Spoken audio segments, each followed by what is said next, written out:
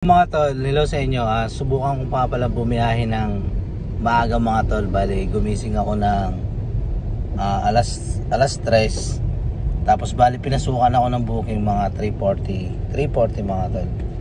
So ito yung oras mga tol. Tol, 3:44 na mga tol. At pick up ako ng pasahero ngayon mga tol pa Terminal 3. So bali, ang bill niya mga tol ay nasa 500 mga tol, 502. Papuntang Terminal 3 yan mga tol. Ayan. Yan o, Terminal 3 mga tol, airport. Yan yung unang biyahe ko mga tol, 3:44. Kasi nga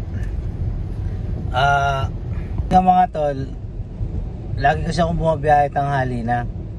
So ngayon susubukan ko bumiyahe ng maaga mga tol.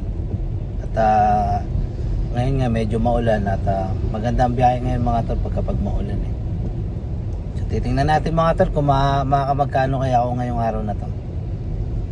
Mga tol, nakarating na tayo dito sa Terminal 3. So ang sabi ko dun sa pasahero mga tol, dito na ako mag-drop off sa arrival. Sobrang haba ng traffic mga tol sa departure. So kung pipila kami dun, aabutin ng 1 hour mga tol. Kaya sabi ko dito tayo sa arrival. Bali dun siya umakyat mga tol. Yan, nakit na lang siya ron mga tol. At least makakapasyal-pasyal pa siya. 4:28 na mga tol. So magsiset di ako mga tol para maging priority ako sa booking. Tanay mga tol, tanay. Yan. Sana pasukan mga tol.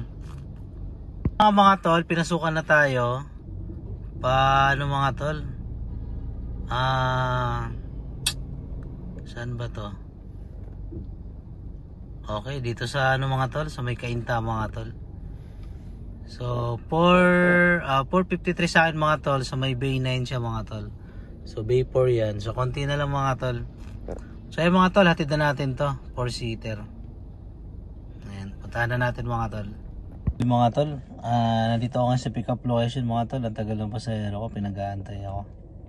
So bali, ang waiting lang talaga ni Grab mga tol ay 5 minutes lang. Pero sa sitwasyon na to mga tol, lagpas na ako 5 minutes mga tol eh.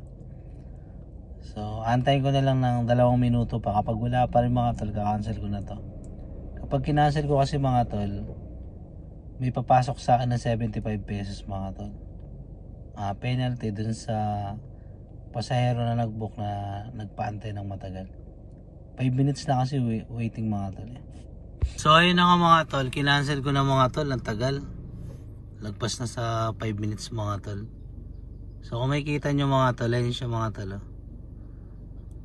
Meron siyang charge na 75 pesos mga tol. So ganun mga tol, dapat kasi 5 minutes lang, lumagpas na mga tol eh. So ayan, online na lang ulit tayo panibago mga tol. Wait lang. Ito na mga tol, may pumasok ulit na booking sa atin, 316 mga tol. So papunta siya ng dito mga tol, papunta siya ng mga tol, Pateros. Ayan, so puntahan na natin mga tol. 750 meters mga tol, pick up location. Ayan mga tol, bali nananghalian muna kami dito mga tol. Kasama ko yung tropa ko sa pag-grab. So ayan, tuloy ulit sa biyahe mga tol.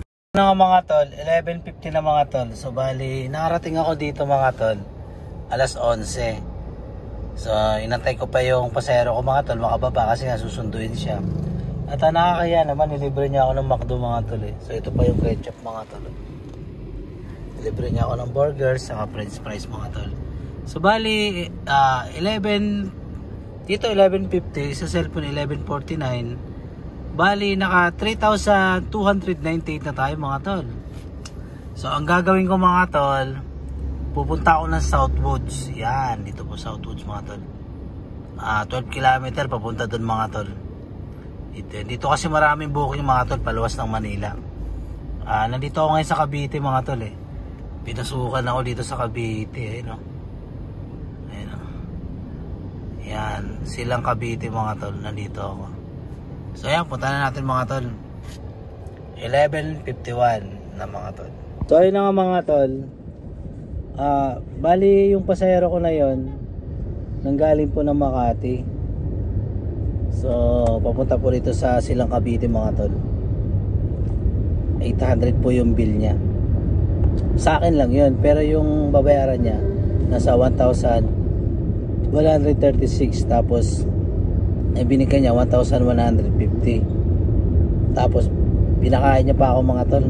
Punta kami ng McDo, pinakain niya ako. Kaya sulit din mga tol. Okay na rin.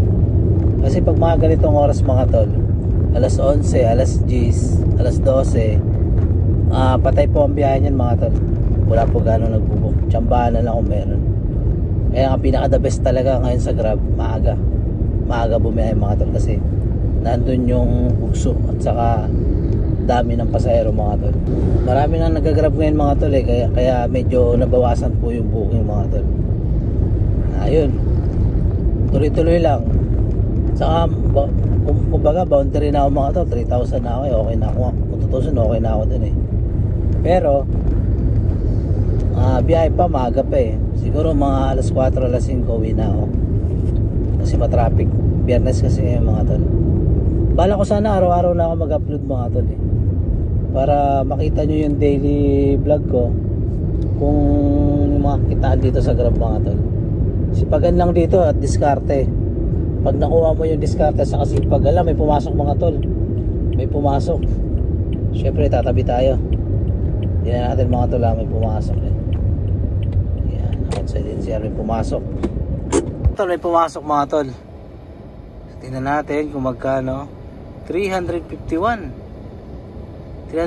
mga tol, papunta ng saan ba to? Aba, sakto mga tol, papunta rito yung pasahero mga tol Ayan, punta na natin mga tol. 350 sa akin mga tol. Punta na natin yan. Game! So ito na nga mga tol, akalain mo pinasukan pa tayo ng booking dito sa Silang Cavite mga tol. Carmona pala to mga tol. Carmona Cavite, pinasukan tayo. So bali mga tol, wait lang bali ang pasahero natin papunta ng Binyan. Okay, di ba? Ganda. At least pa paano? 3 natin, sabihin natin 3,300 tayo mga tol.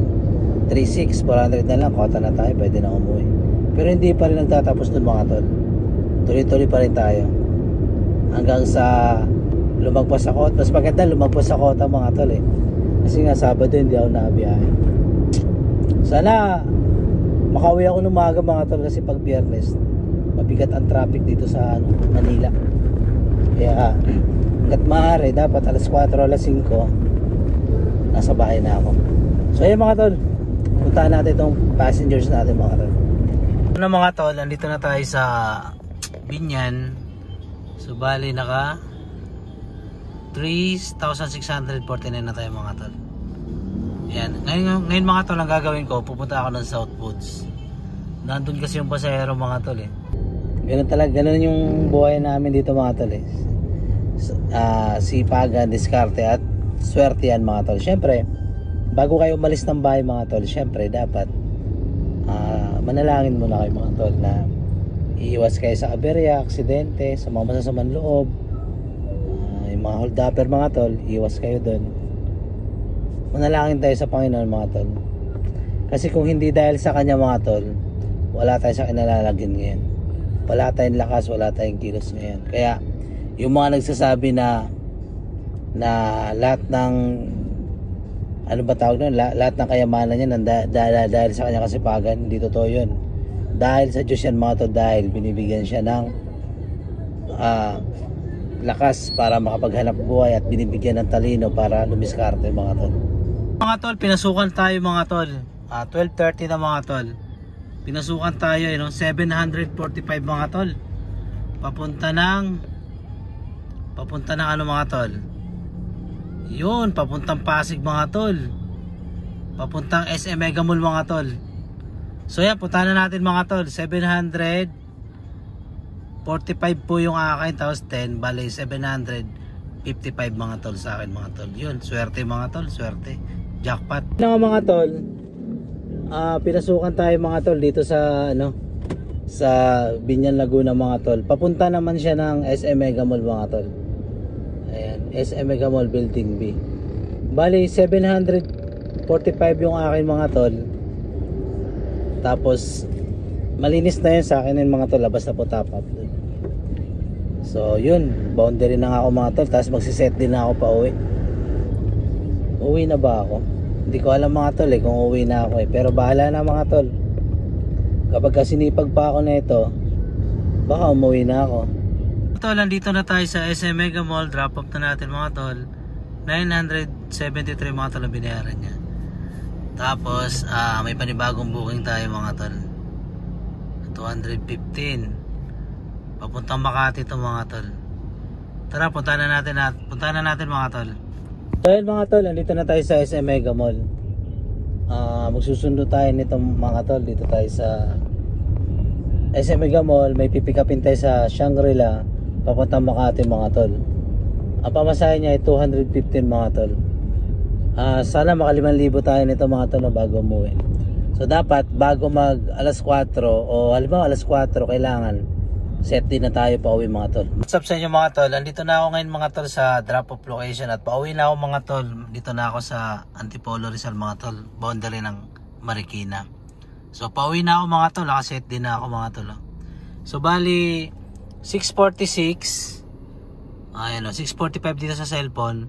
Bali naka 5,800 na tayo mga tol. Naipit ako sa traffic mga tol. Grabe mga tol, naipit ako sa traffic mga tol. Sa EDSA. Bali na-pick up ko siya ng alas 6 mga tol. Ay ano, alas 4. Nahatid ko siya mag alas 7 na 4, 5, 6. Kulang-kulang 3 oras mga tol. Grabe. So ayun mga tol, kulang-kulang 3 oras ko siya na nahatid sa dito mga tol. Mga tol, inaabot ako ng alas 8 mga tol. Ayun So bali kumita ako mga tol ng 6,000 mga tol. Ayan, 6,000. Tapos nagpagas na rin ako mga tol. Sobra-sobra na nga gas ko kasi ang gas ko mga tol hanggang dito lang yan So nagpagas ako mga tol ng 1.5. Ayan, sumobra siya mga tol. Hanggang dito nga yan mga tol sa dulo Yan, kaso 1.5 lang pinagas ko kasi nga may libre dito sa sa Shell mga tol. Pag nakaapat ka na pagas na tagwa 1.5, meron kang libre na 1,000 pesos na gas mga tol. So ayun lang mga tol, uwi na ako mga tol. Malapit na ako sa bahay mga tol. 6,200 mga tol ang kinita ko. So ang gas ko 1.5. Sabihin na natin malaki-laki ang sobra mga tol. Kuwentahin natin mga tol, gamitan natin yan ng calculator. 6,200 mga tol ang ating kinita. I-minus natin yung 1,500 na gas mga tol. Yun. Tapos i-minus natin yung panghulog ng sasakyan at pang maintenance 1,000. Tapos i-minus natin yung 500 para sa bahay. Yan. Tapos minus natin 200 na pinangkain natin kanina. Yung pinangkain lang kanina. So meron tayong savings na 3,000 mga tol. Pocket money na yun mga tol. So hello mga tol, maraming salamat at thanks for watching. Sana nagkaroon kayo ng idea na maganda pa lang kita kapag maaga tayo bumiyahe mga tol. So ganoon lang mga tol, dapat talaga agahan natin ang biyahe kasi ang pasahero mga tol nasa umaga at hapon at hanggang gabi mga tol. So ganoon lang mga tol, maraming salamat at thanks for watching. Bye bye.